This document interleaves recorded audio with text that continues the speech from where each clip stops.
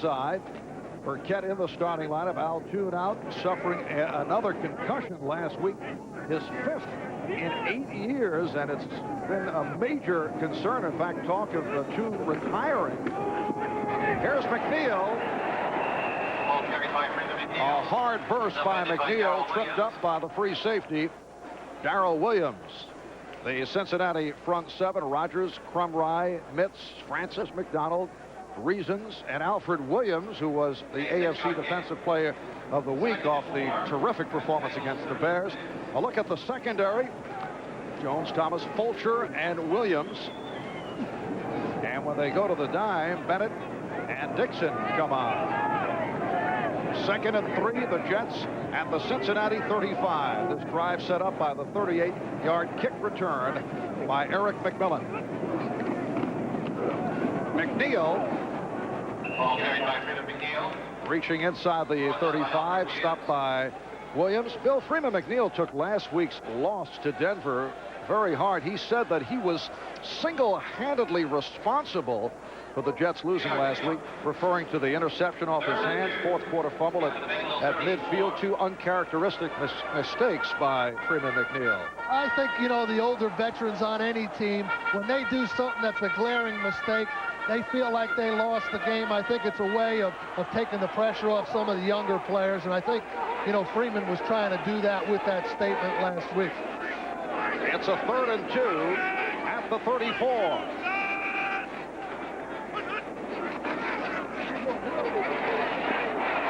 Well, Burkett made the catch, but short of the first down, covered by Ricky Dixon. And you hear the crowd curious about that call.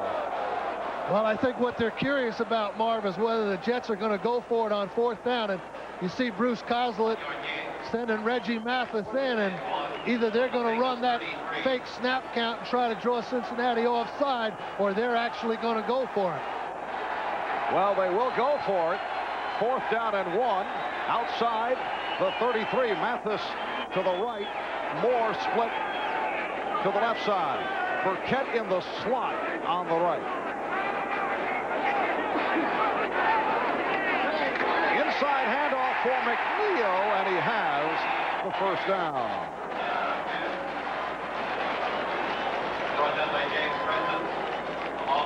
Well, Cincinnati should have anticipated this play a little better than they did.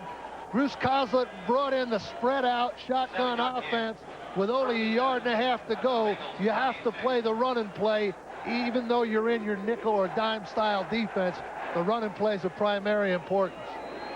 McNeil went for 7, and it's a first down at the 27. Again, Baxter is the only D back. Moore. Nice move by Rob Moore, working his way inside the 20 against the right corner, Eric Thomas.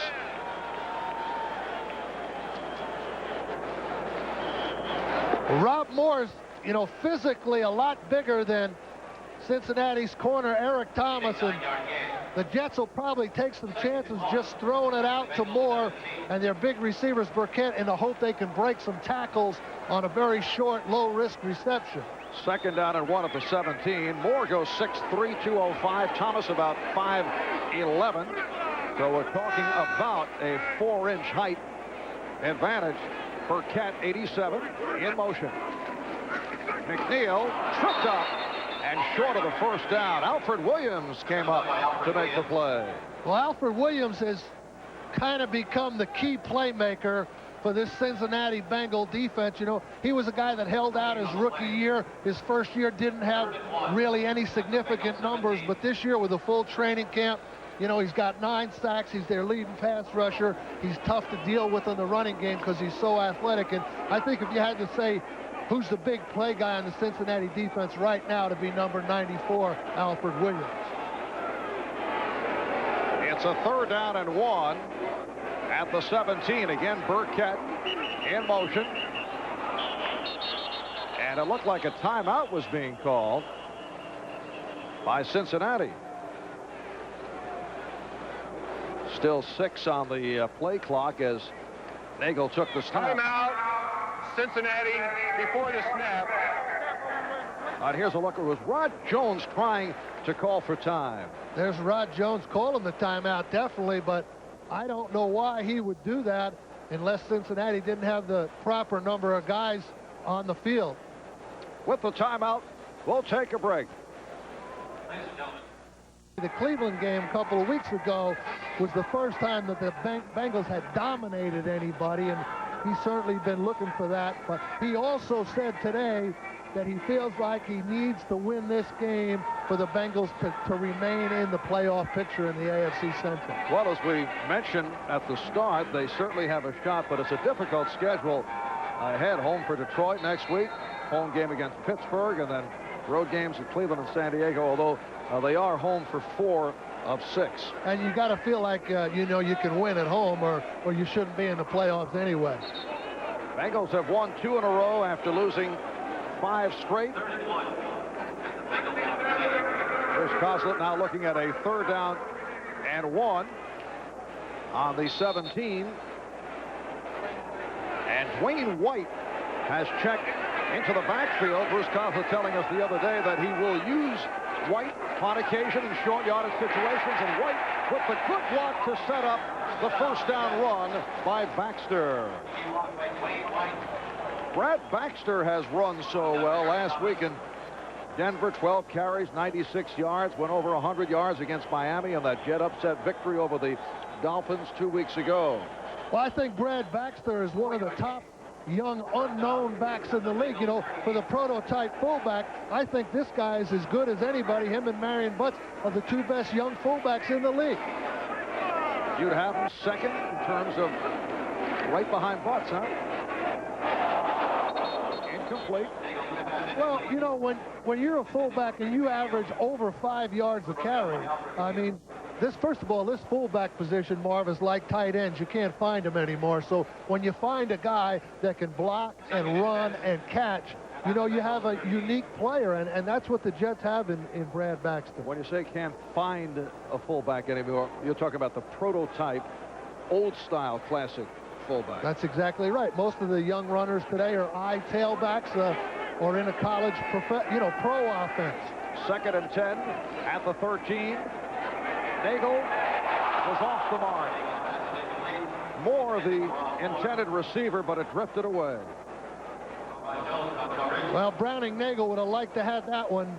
I think he feels like the ball might have been tipped at the line of scrimmage. I saw him signaling to Bruce Coslett that he hit his hand or something, but, you know, that Moore was wide open there, and Nagel should have been able to get that ball to him. Phil, I know this will be quite a revelation, quite a scoop for you, but Browning Nagel is an accomplished singer. Do you know he will be singing the national anthem at a New York Ranger hockey game at Madison Square Garden within the next couple of weeks? Well, he better be singing on this 3rd and 10, too. From the 13, it is a 3rd down and 10, and penalty marker thrown. The catch made by Burkett. Stopped by Darrell Williams, but a flag is tossed. Looked like Jeff Criswell, the left tackle, will be assessed. Referee is Gary Lean, one-time Missouri quarterback in his 11th year as an NFL. Full start, offense, number 69 before the snap. Please reset the game clock to 8:02. Very, very polite. Please reset the game clock. Well, you see number 69, Jeff Criswell, just starting a little early and, you know, trying to contend with that Alfred Williams pass rush. You know, Criswell's got the big job today. He's got the main guy to block, and he's the guy that can cause the Jets the most trouble, so he's a little anxious about it. Well, this drive has consumed over 7 minutes of the first quarter. 12th play of the drive. It's a 3rd down and 15. 81 Mathis in motion. Nagel with the fake. Now sidearms, but short of the 1st down. He was able to locate McNeil, but the Jets come up short. And now the field goal unit will check in. Kerry Blanchard, a first-year player from Oklahoma State. 10 out of 12 for the season. Had a shot with Dallas, played for Sacramento in the World League. Took over for Jason Starofsky, who did well during preseason, but not during the year. 27-yard attempt. No good. And Kerry Blanchard hears it from the crowd. Missing from 27. Well, that was certainly unexpected because Blanchard has just been a great find for the Jets. And, you know, he's been kicking so well. They didn't expect that. Jets, they have the ball 7 minutes, 27 seconds. 13 plays, come up with 0. Cincinnati with Boomer Esiason. First down from the 20. Incomplete intended. Harold Green. Here's a look at the Cincinnati offense. Munoz is back at left tackle, which delights Boomer Esiason, back from a shoulder injury. He was on injured reserve. And Mike Arthur, the starter at center. Esiason, the quarterback. Green and Ball, the running back's. Ball is a bad ankle. And when they go to what they call the hammer, the extra tight ends, Thompson and Riggs, come on. That's Green, and he is bottled up. Right defensive end Marvin Washington leading the assault. Bird, Mercereau, Fraze, and Washington up front. The linebackers Houston, Clifton, and Lewis. And in the Jets secondary, Bremen Hasty at the corner. Brian Washington coming off an outstanding game last week against Denver. And when they go to the dime, 3 defensive backs come on. McMillan, Turner, and Coors. It's a 3rd down and 9. Cincinnati in 4 wides here, and this will isolate the Jet pass defenders one-on-one across the board.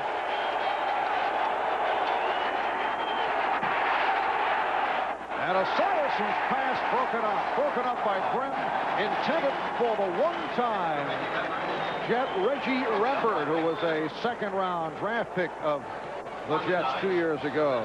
Well, you know, Reggie Rembert had those problems. He was, you know, in rehabilitation for a few weeks. And David Shula told us yesterday in the meeting that, you know, he's back to practice, but he's really not back to being himself, that he needs a little more work before he's really ready to make a big contribution. Yes, Reggie Rembert back from alcohol rehabilitation and making his return here today. Lee Johnson will punt.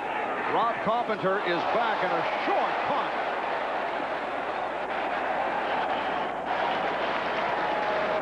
So Lee Johnson getting off only a 33-yarder.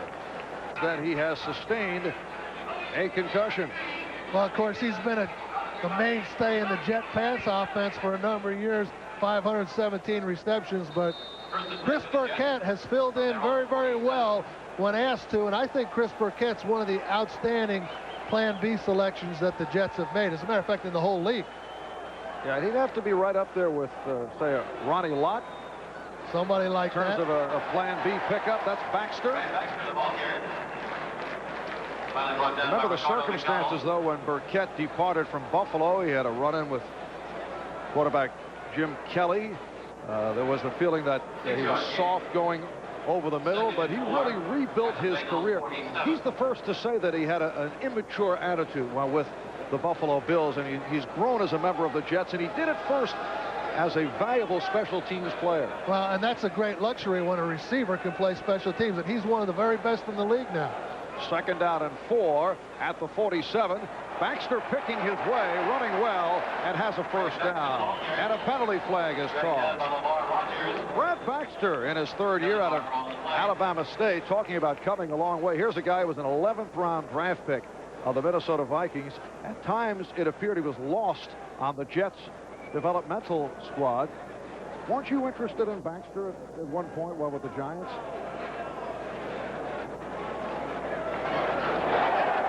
Well, the call against Cincinnati. Yeah, we Marvin, back to Baxter. Illegal use of the hand, defense, number 56, 5-yard penalty, 1st down.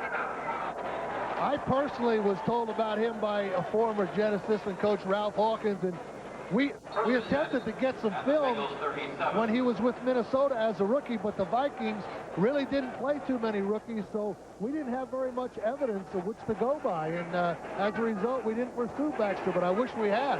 Ricardo McDonald called for that penalty. It's a first down at the 37. Baxter continues to run well. You asked for film. The problem is they had changed their format. Had you asked for tape, would have been a different story, Bill. Well, you know, you have to credit the Jets for finding and recognizing this guy, because he is certainly one of their key offensive players now. And as I said before, I think he's in the top 1 or 2 fullbacks in the league. Brad Baxter, the master of the pancake block, which tells us he is a very powerful blocker, but now making a reputation also as a runner. 85 more in motion. Second down and 5. Nagel tried the fake, did not work, and nearly gave it away. Big rush from Daniel Stubbs. Also, one of the chess matches that's going on here is Ron Lynn against the Jets offense. These teams know each other so well. Right here, number 34 is an extra safety man, Fernandez Vincent. Now, they're putting him in the game when the Jets go to their 3 tight end offense, and Vincent is dropping off in coverage in this case, but they'll put an extra corner in when they go with the 3 wideouts, and they'll put an extra safety in when they go with the 3 tight ends in an effort to match personnel. Jets looking at a third down and 5 at the Cincinnati 32. Nagel going up top for more. Incomplete. Could not hold on.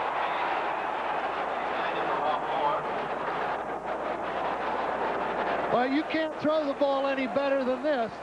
You know, Rob Moore against Rod Jones there.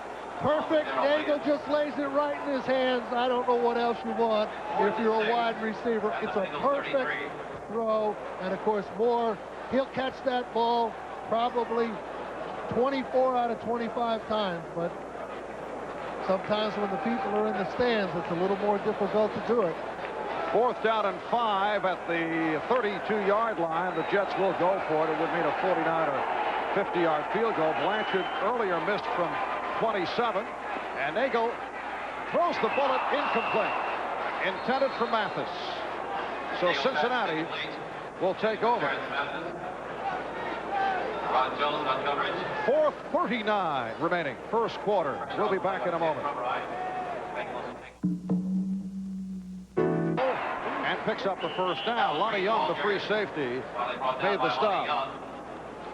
Green goes for 12 yards. Well, Lonnie Young made a real great defensive play. You see him on the right side of the screen there, number 31. He's totally away from the action, but he chases Green all the way across the field to make that play. And, you know, that's a real good defensive effort by Lonnie Young. Harold Green had an excellent day against the Bears last Sunday night. He ran for 117 yards, among the leaders in rushing in the league. Esiason could not find anyone. Forced out by Young.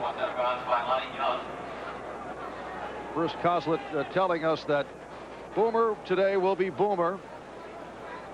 But for the most part, he thinks of him as Norman. When Bruce Coslett would get mad at Boomer when they were together in Cincinnati, he said he'd call him Norman. Well, that's the same thing I used to do with Phil Simms. I used to call him Philip when I used to get mad at him. Boomer said it turns him into an underdog when he calls him Norman. All right. Norman being Boomer Esiason's given name. And Rodney Holman, the intended receiver, covered by the outside linebacker, Bobby Houston. Rodney Holman had a little trouble escaping Bobby Houston on his release, and as a result, he wasn't down the field as deep as Boomer thought he would be, and that's when you overthrow the ball. Boomer thinks he's going to be at 20 yards, and the receiver's only at 15. Well, to David Shula, Boomer may be Norman right here. He's 0 for 3, looking at a third down and 9 at the 46. Look out. Esiason under pressure, but able to complete to Rembert and has a first down. R.J. Coors on the coverage, and that goes for 16. Well, that was a nifty bit of footwork by Boomer Esiason. You see the blitzer coming on the left side, Eric McMillan, and he just doesn't anticipate Boomer getting out of the pocket like that. But Boomer has that sixth sense, and he evades him and comes up with a big completion. But, you know, I haven't seen Boomer make that kind of move in quite a while, and that, I'm sure, surprised the Jets as well as me. Boomer Esiason has thrown 6 touchdown passes the last 2 games, recovering from a slump in the earlier part of the season. First down at the Jet 37. Here's Green. Works his way to the 35, met by Scott Mercereau. Boomer Esiason grew up on Long Island, East Islip, Long Island. Says he'll have 100 people at the game today, but he said he's sick of his friends and family saying, we hope you play well, but we hope the Jets win. He says, hey, when I'm paying for the tickets, you root for me. Yeah, well, I don't blame him. I'd be a little upset, too, if I was helping people get in the stadium and they were rooting for the other team. 2nd and 8, down at the 35. 2:15 left, first quarter, with no score. Esiason throwing deep, intended for Tim McGee. Mike Grimm, the left corner, covering McGee. Well, Boomer knows he has one-on-one, but you see Michael Grimm right in stride with McGee. When McGee looks for the ball, Grimm looks for the ball, and that's the way you play man-to-man pass defense and not get any interference calls, and that's well played by Michael Grimm. It'll be a 3rd down and 8 at the 35. Well, the Bengals, you know, conversion here on 3rd down, only 28%. That's way below the league average of 37.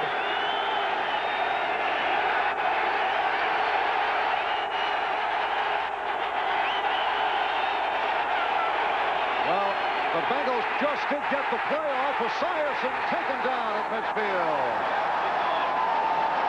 Eric McMillan off the blitz, comes up with his 2nd sack of the season.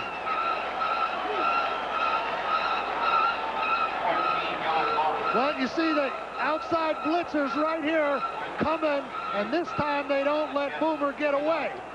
The defensive backs both pressuring both safeties, Eric McMillan and Lonnie Young, and this time they're able to keep them in the pocket. Rob Carpenter back deep. Lee Johnson will punt. His first only a 32-yarder. Carpenter, second-year man from Syracuse. High snap handle by Johnson. And Carpenter spinning across the 20-yard line. So again, a 32-yard punt and a 4-yard return. We're set for an update. Let's go to Bob Costas. So, Marvelous, greetings from across the river. And on to Cleveland we go. Stan Humphries of the Chargers behind good protection. Lofts this one for the 26-yard TD to Sean Jefferson, the guy they got from the Oilers in the Lee Williams deal. And the Chargers playing well of late. Take a 7-0 lead in the first at Cleveland. Back to Marvin Bill. Today. And that snow doesn't seem to be bothering San Diego very much at this juncture, Mark. I think it would. First down at the 22 for the Jets with a minute and a half remaining. First quarter, the Jets and the Bengals are scoreless. Baxter stopped behind the line this time. Stopped by Gary Reason. Well, one of the things, you know, in talking to Browning Nagel the other day was that Cincinnati's defense presents him some problems that he's not used to seeing. Ron Lynn's style of defense, that AFC West, this is kind of a new thing for Browning, and he's had to spend a lot of time this week trying to recognize the multiple fronts that Cincinnati uses, and it could cause him some problems later on. See the first 2 possessions by the Jets. That first possession, 13 plays, consuming about 7.5 minutes. The play action did not work. Nagel refusing to go down and was able to get it away. Big rush again Gary Reason's right in his face.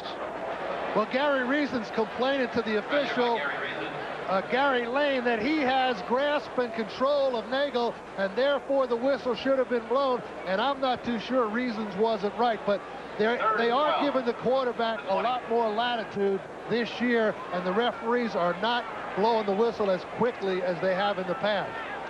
Cincinnati Bengals are tied with New Orleans for the NFL lead in sacks coming into today with 33, and they've come close on 2 occasions.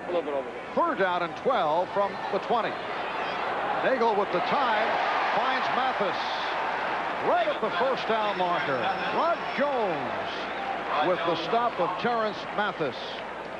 Well, this is a perfect situation for the defense, 3rd and 12, but Nagel gets enough time, and Mathis escapes from Jones, who slips down there, and they pick up pretty easy 1st down. The key thing there was, though, the Jets had 2 men blocking the sack specialist, Alfred Williams, for the Bengals.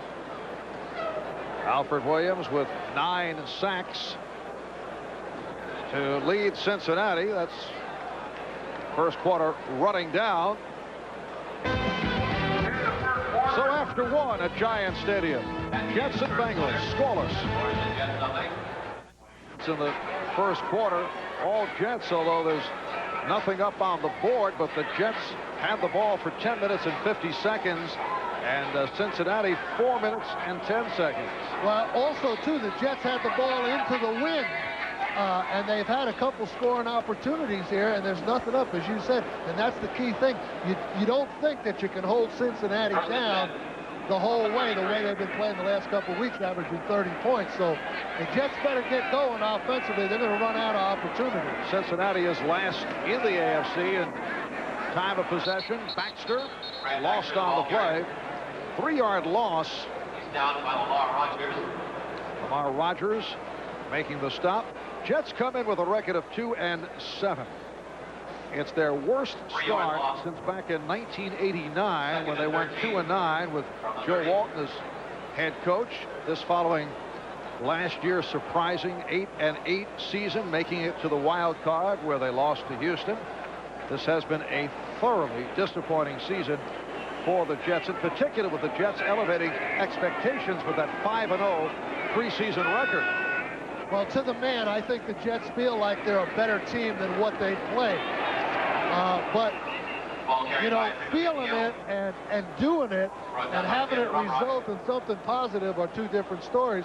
And right now, you know, there's an old saying in football, Marv, you are what you are. And right now, the Jets are 2-7, so that's really what they are. Although I think the expectations on the part of everyone in the preseason were far better than a 2-7 start. Kyle Clifton telling us that he feels the 5-0 preseason may have hurt the club. I said, well, you mean, would you have been better off if you lost a couple of games? He said, yes. Well, he thinks it maybe would have taken a little pressure off him, but... nice catch by Rob Moore against the double coverage. You know, Rob Moore is slowly, you know, getting to be the main offensive weapon that the Jets had. And I watched them practice this past week in preparation for the Bengal game, and I'll tell you, he made a few plays in practice that opened my eyes, and I think the fans don't realize how big this receiver is, and that size presents such a problem to the Cincinnati defensive backs or any defensive backs. He's just a terrific target for Nagel to have. 6'3", 205 pounds. 1st down at the 45. Nagel going deep, and again a beautiful reception by Moore. Rod Jones made the stop. 34-yard advance. Well, this time Browning Nagel sees the blitz coming. Rob Moore just swims Rob Jones to the inside. Rod Jones, I mean. And Nagel puts it right out there for him. And, you know, you just can't leave your cornerback one-on-one all day long with this guy, because even though he dropped that one earlier, Nagel's going to keep going to him, and he's going to just wear you out if you stay one-on-one too long with him. 8th play of another long Jet drive. 1st down at the Cincinnati 21. Mathis in motion. And it is McNeil fooling no one. Well, you see, this is what Ron Lynn does, though, the San Diego defensive coordinator. He'll run some exotic first down blitzes to stop the running game. That time sending Alfred Williams right through, to stop the running game. And this is part of the problem that Browning-Nagel has, the defensive recognition, anticipation of those blitzes. Second down and 15 at the 25. The extra tight end, Ken Wisenhunt, checking in. 3.5 gone by in the second quarter. The Jets in Cincinnati are scoreless. Nagel showing 7 for 13, 89 yards thus far in this first half. A short drop, and it's through the hands of Mathis. Intended for Terrence Mathis. Karl Williams on coverage. Well, Nagel going away from Mathis there, and again, the ball thrown very, very well, and Mathis is not, able to make the reception. Now it brings up those third and extra long again, and this is where Nagel has to be careful that he doesn't make a bad throw into a deep zone here. It's a third down and 15.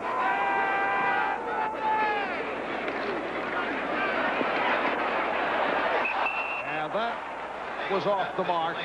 Intended for more. Eric Thomas on the coverage. Well, Bruce Conklin, disappointed there that the pressure that time came from the Cincinnati safety, David Fulcher, and it forced Nagel to throw the ball a little before he wanted to, and Bruce was hoping that he'd hold it just a little longer because the receiver was open that time. This will be a 42-yard attempt, angled to the left for Blanchard, who earlier missed from 27. And this time he puts it through. So Gary Blanchard, who had been on a roll at one stretch at 9 in a row, has given the Jets a 3-0 lead.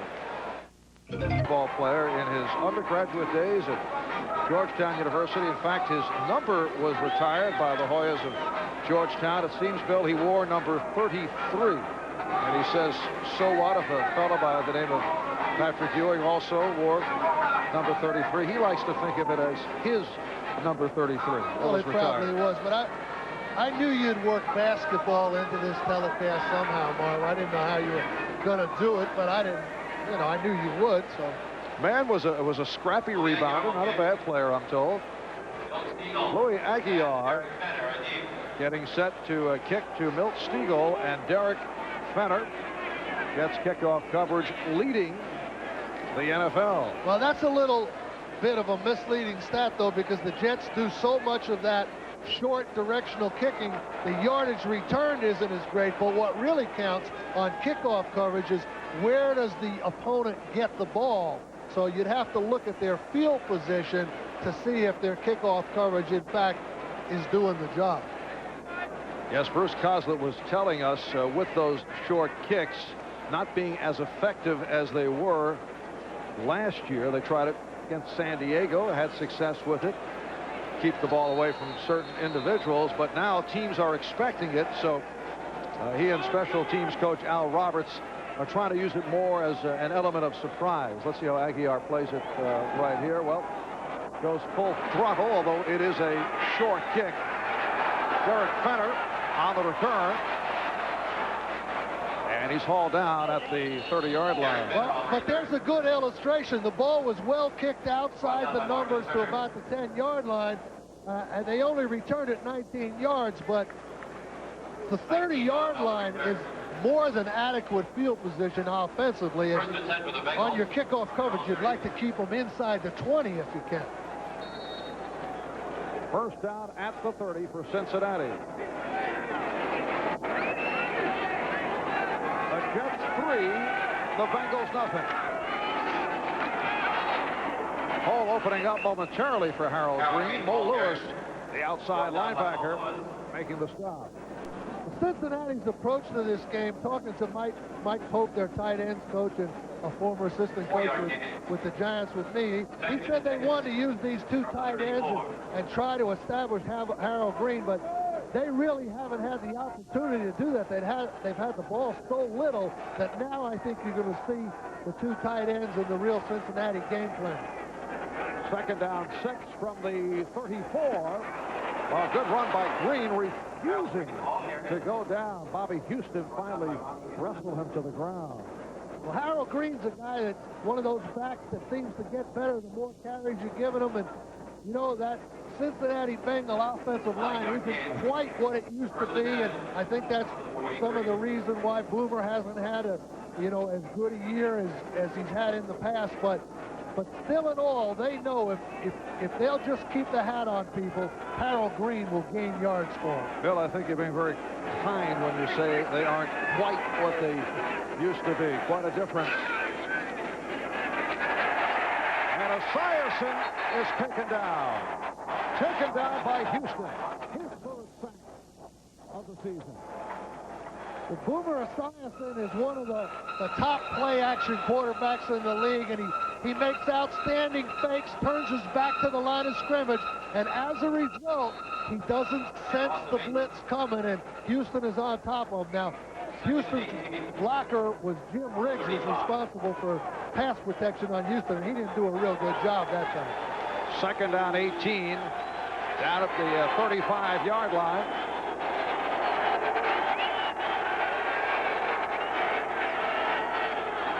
Green trying to make the turn, but the combination of Lonnie Young and Dennis Byrd able to get to Harold Green. 6 minutes gone by in the second quarter. The Jets with a 3-0 lead on a 42-yard field goal by Blanchard. Cincinnati Bengals, as David Shula expressed, in a big game situation with that record of 4-5, still alive in terms of the playoff chase, but a very tough schedule upcoming. So wants the victory here today. Well, 3rd and 13 now into the wind. Very tough situation for Boomer. Goes sideline and completes, but short of the first down. Karl Pickens, second-round draft pick, a rookie from Tennessee, making the catch. Well, Boomer trying to buy some time by rolling out, and even though they didn't convert the first down here, that's an excellent play by the Bengal offense, because now at least they're punting into the wind from around midfield. Whereas before, had they not, gotten some positive yardage, the Jets would have had good field position again. So that was good execution on the part of the Cincinnati offense. Left-footed punter Lee Johnson back for his 3rd time. Rob Carpenter awaits the punt at the 12. Johnson able to angle it,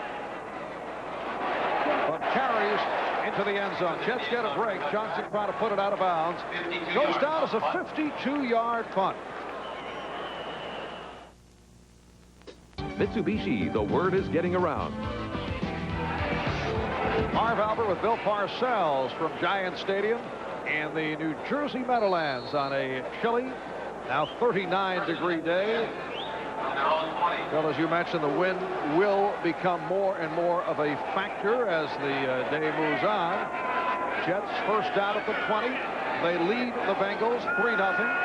7:40 to go, first half. And here's Browning Mogul, lofting one. He blooped it out to Rob Moore, who was covered by Eric Thomas. Eric Thomas on coverage.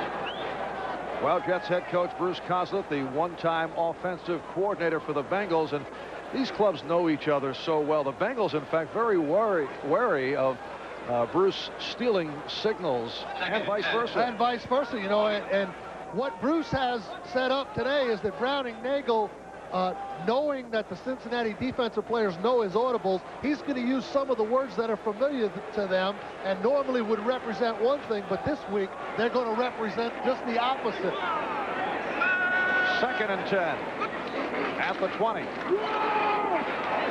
Well, the hole opened up momentarily for Freeman McNeil. Ricardo McDonald, rookie from Pittsburgh, making the stop. Bill, can things get too confusing Well, I think there's just probably a few things that they're going to do. You see Kozlik being shielded from the Cincinnati bench as he gives the signal, and Nagel gets the play, and then he comes to the line, and then he says something, but they've rehearsed it all week so thoroughly that I don't think the Jets could make a mistake on that, because they know what the purpose of all this fake audible system is.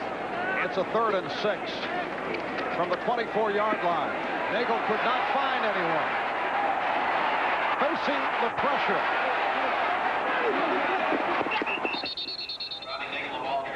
So Nagel had to run it out. All the receivers recovered.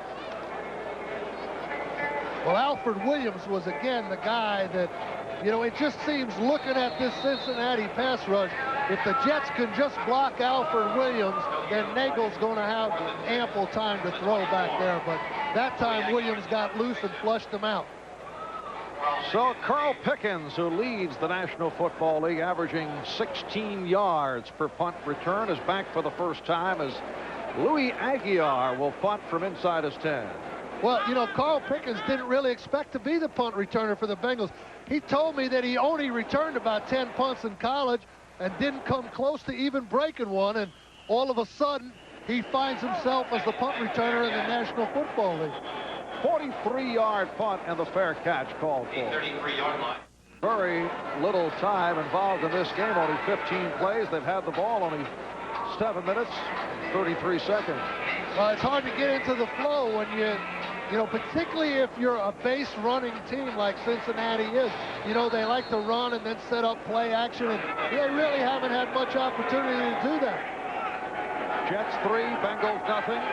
Cincinnati from its 33-yard line. They have McGee and Pickens to the left side. And a long count by Esiason. Green to the 35, stopped by Lewis. We're set for another update. Let's go to Bob. New England Patriots at 0-9, tied with the 4-5 Colts, 14 apiece. Here's Scott Zolak off the play-action fake, hitting Ben Coates in the corner of the end zone for the TD. Zolak is the kid from Monongahela, Pennsylvania, the water boy for Joe Montana's team when Montana played high school ball there. All tied in the second. Back to Marvin. All right, Bob, 2nd down and 7 at the 36-yard line.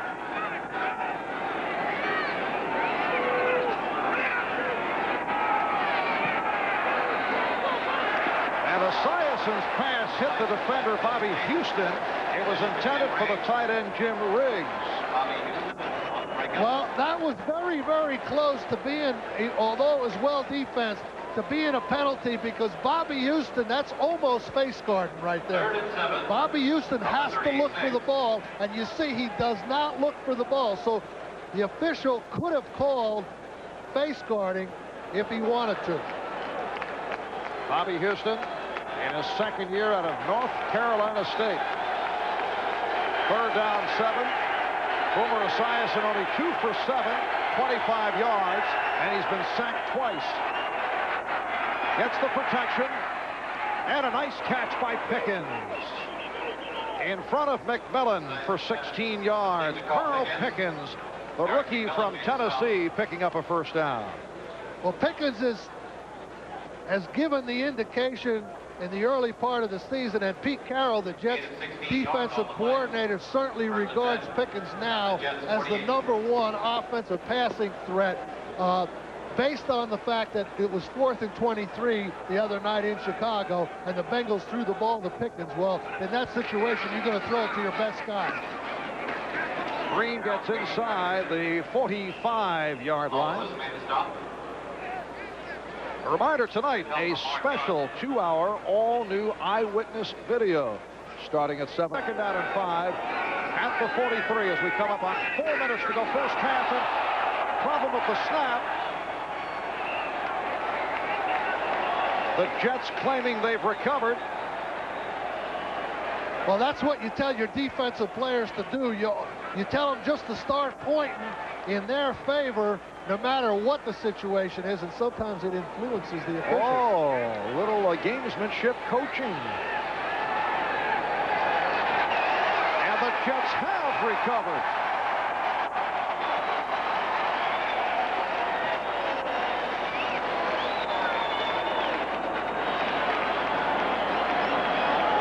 Well, Boomer never gets the ball, and then there's a big pile there, and you know it's hard to tell who's where, but Kyle Clifton came up with the fumble recovery, and the Jets have field position here now to add to that 3-0 lead.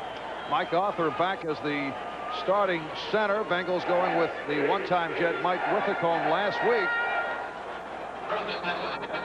So off the fumble snap, the Jets get it back. Jets with 4 takeaways last week. They're tied for second in the AFC in the takeaway department. First down at the 43 for the Jets. They lead 3-0. Baxter with an opening. Has another first down. Rod Jones tripped him up. As Brad Baxter continues to run well. Well, there's a good example of Brad Baxter's running ability. You see the nice cutback. They hold Roosevelt Nix in there. Baxter cuts in behind him and makes a nice run. Brad Baxter, playing with a fractured knuckle, told us the other day, did not realize it until the day after the game against Denver.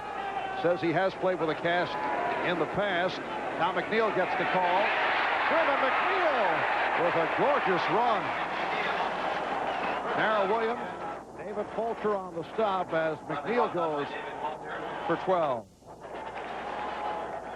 The Cincinnati's defense is not physical enough to make very many plays, run or pass, without doing some exotic things. So look for Ron Lynn now here with the Jets in scoring zone to try something to disrupt the Jets' drive here on first down. And now Pat Chafee in the Jet backfield with Brandon McNeil. First down at the 35.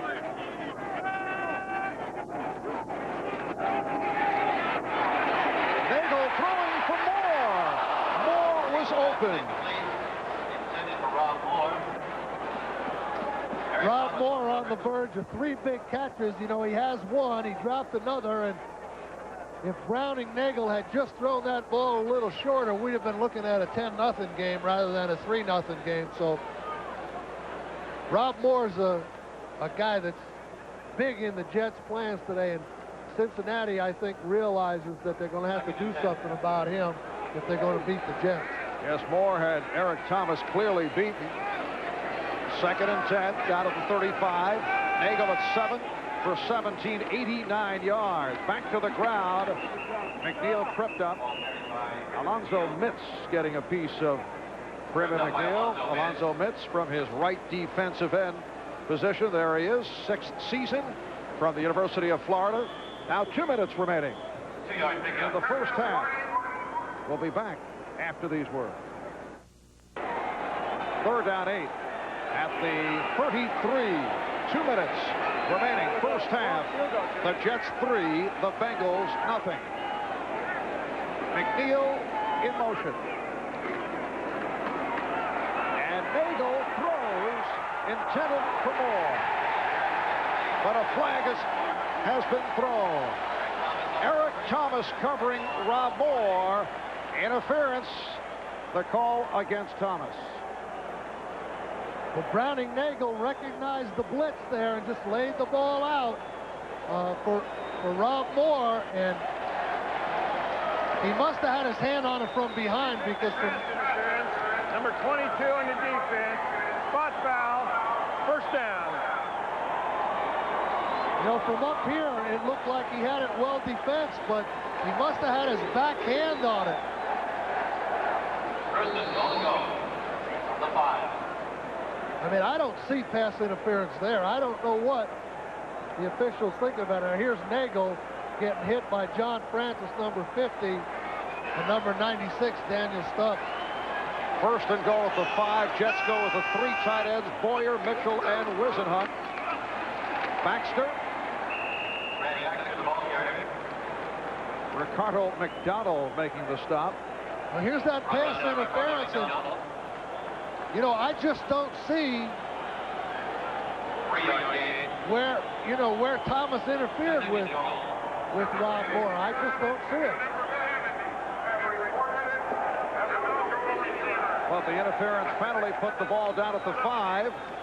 And now the Jets have a 2nd and goal from about 2.5 yards away. 1:20 remaining in the first half. And Dwayne White in the backfield once again at 6'2", 305. It's Baxter led by White. No indication. Gary Reasons apparently was able to stop Baxter from crossing the goal line. Well, this is what they call their road grader formation. Dwayne White's nickname, the road grader.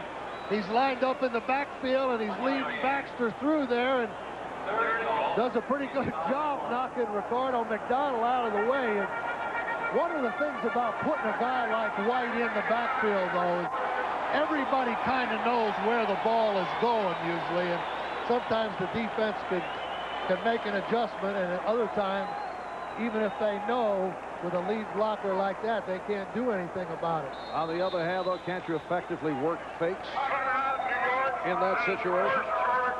Yeah, but you also have one less receiver to work with there when you put a defensive lineman in there. Timeout has been called. 22 seconds remaining in the half. Of course, you have to live with some of those calls when you coach in the NFL, and that's what David Shula's doing right now. And he's looking at a 3rd and goal from about a half-yard away for the Jets. 22 seconds remaining in the half. Again, the Jets go with what they call their road grader formation with the 300-pound White in the backfield. Here's Baxter for the touchdown.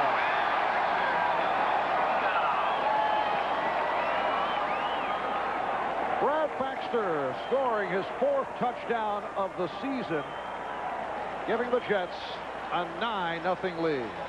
Well, that was nothing fancy. I mean, it's just what you expected. Dwayne White leading through. Reasons tries to jump over the top and make the play on Baxter, but Baxter eludes him, and really a relatively easy touchdown. 7 plays, 57 yards, 3 minutes, 27 seconds. It started with the fumbled snap, giving the ball at midfield to the Jets. Blanchard caps it off, and with 20 seconds remaining in the first half, the Jets lead the Bengals 10-0.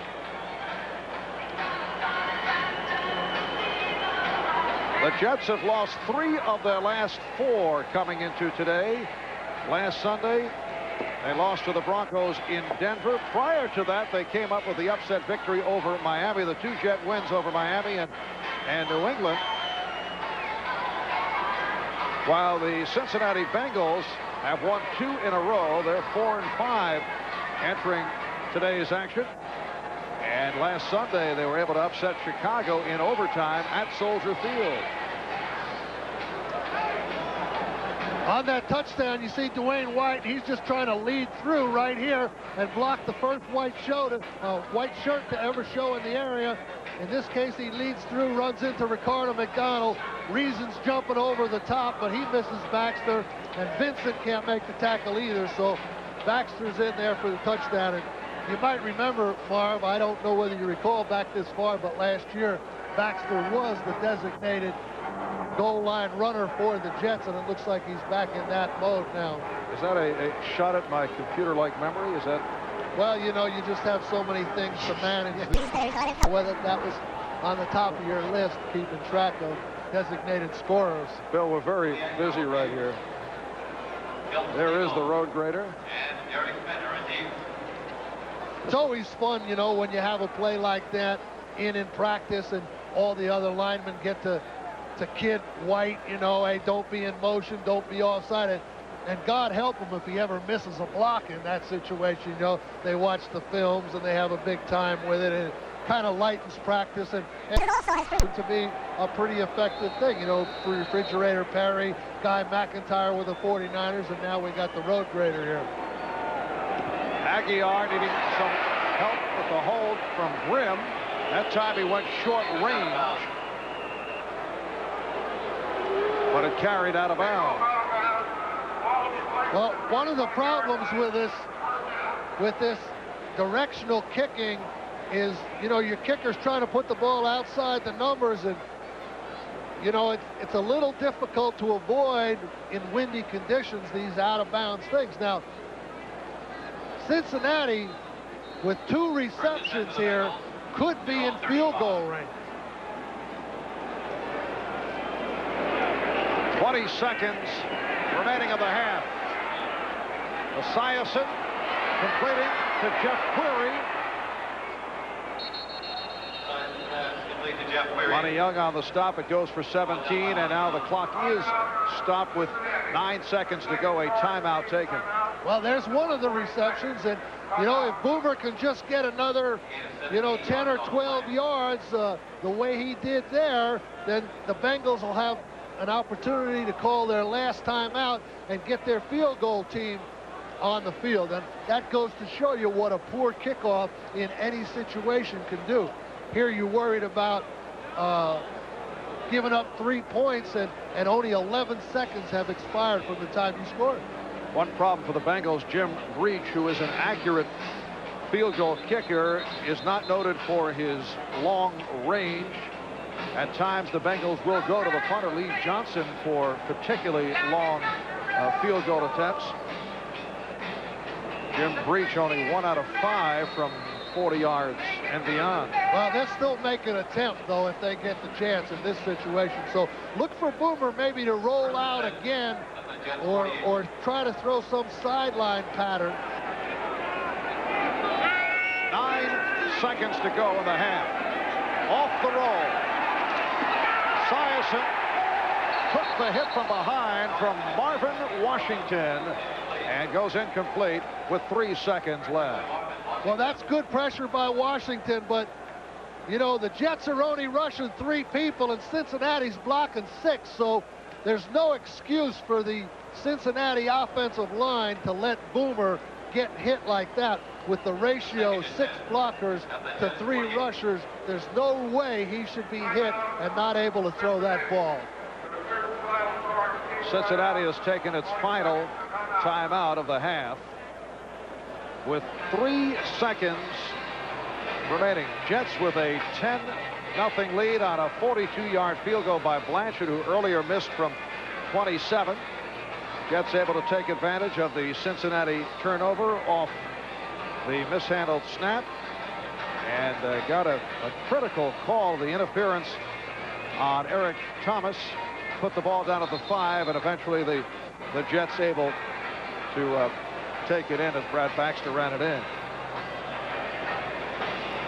Boomer Esiason, who, as you can see, has had his difficulties once again this season. His touchdowns in red and interceptions in blue. 11 touchdowns, 11 interceptions. However, the last 2 weeks he's come on with the 6 touchdown passes. Goes to the ground. A draw play for Derek Fenner, and that runs out the half. Well, that's a little surprise. You would think they would have laid it up with a Hail Mary pass, but all they could have hoped for was a pass interference. Right here, let's go to Bob Costas for the Domino's Pizza NFL Live halftime report.